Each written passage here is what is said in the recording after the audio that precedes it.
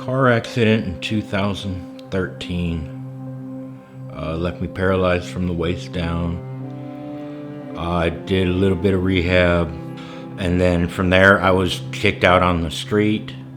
I was in a shed, like a carport almost. No water, no power. Had a generator, a little bit of electricity. I mean, it was at night. But I lived on the back side of the property as well too, and the ceiling started coming in, so I had to move out of that into that carport. I was holding a sign, trying to raise money for a new custom wheelchair, and Robert ended up getting it for me. Well, I first saw Kemp.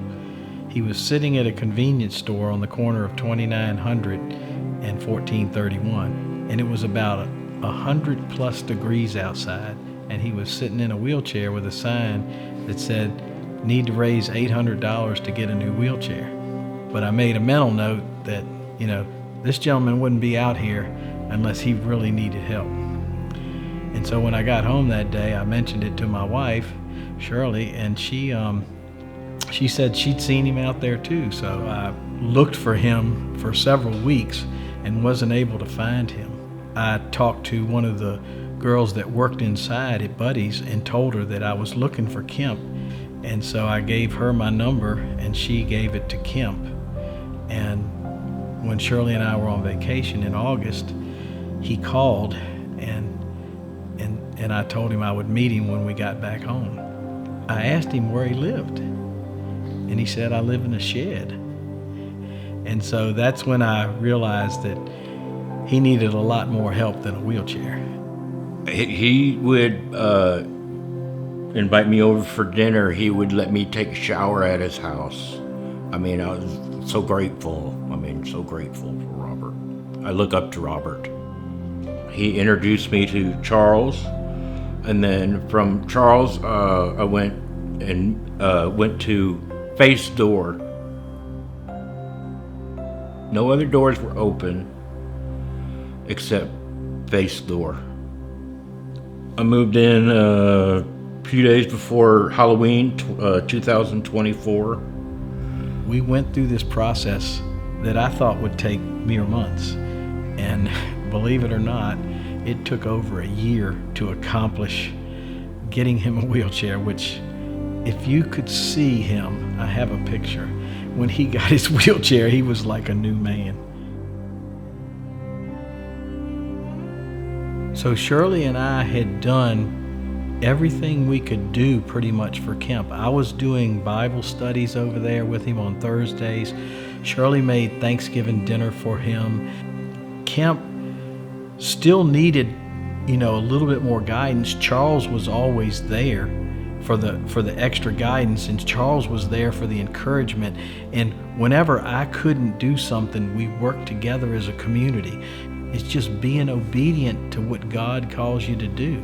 Charles asked if I had been saved, and I told him no, that it was about time I did.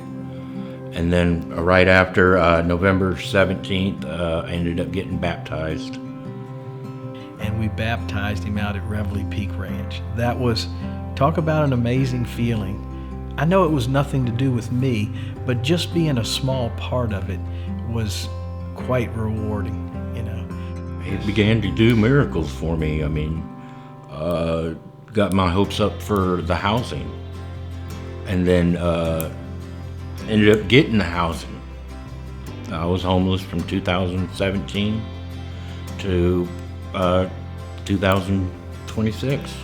Now I'm in my own home, and I still don't know what to do. It's all new to me. I haven't done any of this the past probably 15 years. February 1st, yes, right before my birthday. I got the best birthday ever. That I've been wanting my own place for the longest time. And he was scared. He was scared when we told him, here's a place you can live and you can afford. And I know you're going away from what you're comfortable with, but this is an opportunity of a lifetime. God has put this in your path and just wants you to accept the blessing. I believed in God before, but I blamed him for my situation. I should have died in a car accident. The things I've had to go through, It's good to be a small part of helping Kemp. I was amazed at how the community worked together. Everyone pulled together and did exactly what they needed to do, exactly when we needed them to do it. And that's what the gospel calls us to do. Just be obedient to God. God has the plan, and we're just there to carry it out. all you have to do is pray to God. You pray to him. You help. Me going to the store here, a gentleman inside, offer him a Dr. Pepper or give him a couple dollars, Before I would have never done that,